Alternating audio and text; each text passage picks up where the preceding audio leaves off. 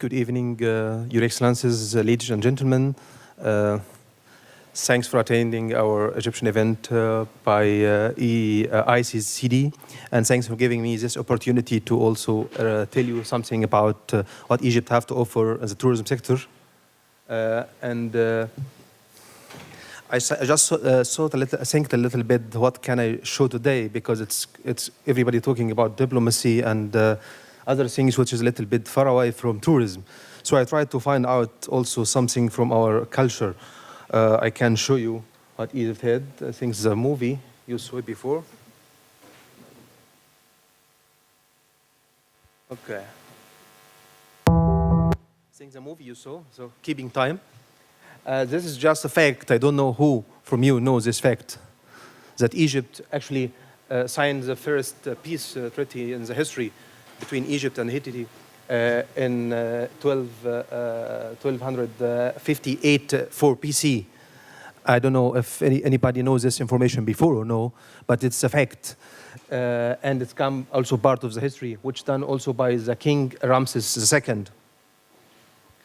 The second issue also coming from the history about diplomacy, and it was really a very interesting treaty, because it was written, as you see, also they signed also the treaty with certain borders, which is set by both kings, which is in this time, which is really was something unbelievable that they reached this also in diplomacy and relations also with neighbors. And the second king is Thutmose III.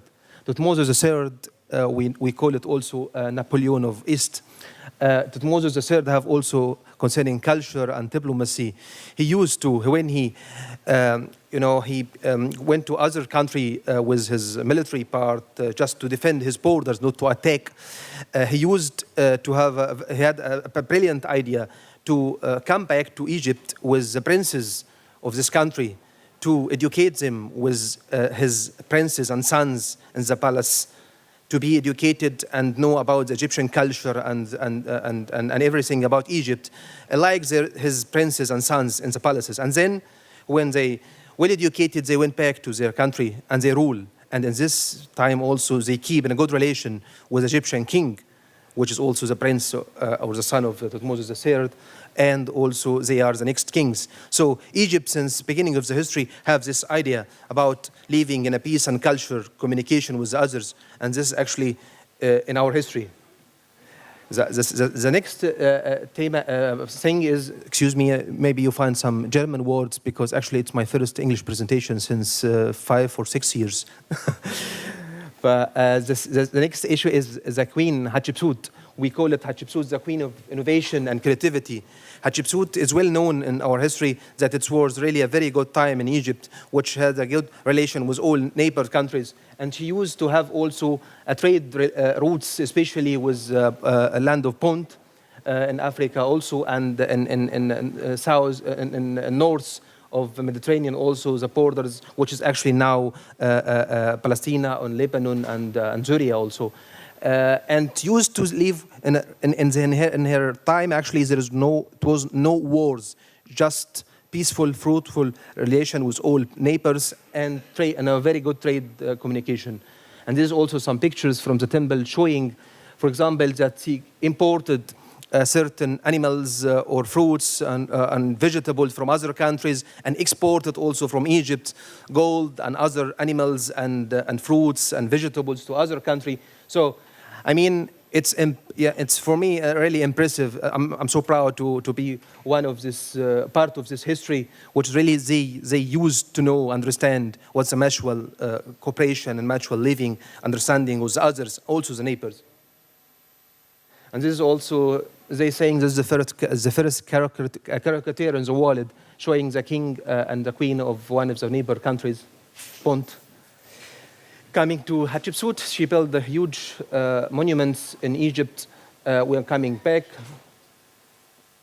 Now I'm coming to the academic part, which is about tourism. Tourism Egypt has a successful story in tourism. We started actually in year 2000 booming the numbers of arrival to Egypt. We had 5.5 million, we received 5.5 million tourists, and in year 2010, it was the record year. We are always going back to this year because it was the maximum number of tourists we received. It was 14.7 million tourists. And revenue, as you see, it was in year 2000, 4.5 billion US dollar, and 2010 reached 12.5 billion. And this is also showing the start of the story of how Egypt really developed the infrastructure for tourism. In 1980, we had 18,000 rooms in all the country. And as you see, in 2010, we had 225,500 rooms in the country. And we have 208,000 rooms under construction. And this is showing also how the tourism industry in Egypt developed quickly and rapidly in the last years. And the most of this development actually is in Red Sea area. This is how the hotel capacity in the country. So most of the hotel capacity actually, as you see here in the Red Sea area here, and also in South Sinai, and then it comes to Great Cairo. This is also a very important statistic I have to show how important in tourism for the Egyptian economy. Tourism makes 11.3% of the Egyptian GDP, makes 17% of the foreign currency receipt for the country. It makes 3.4% of total sales tax in the country, and this is a very important part, have to be considered. It makes about 12.6% of the total employee in the country. 1.8 million direct jobs and 1.2 million indirect jobs. And this means if everyone working for tourism have 4 people in family, so you can calculate how many people actually is dependent on this industry in Egypt.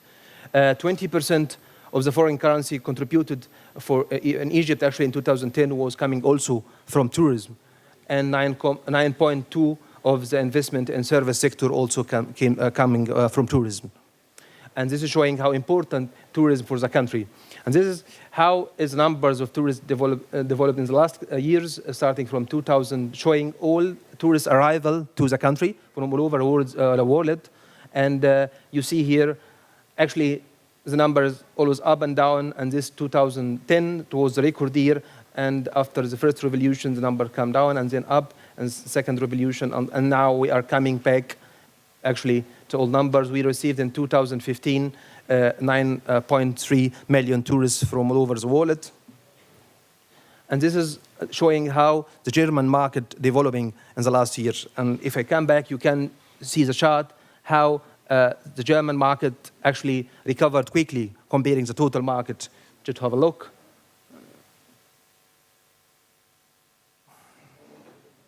Technology. So I have to use this.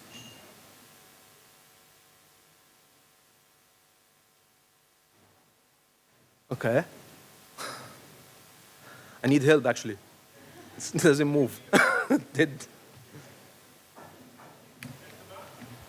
I hope. Okay. Nothing moves.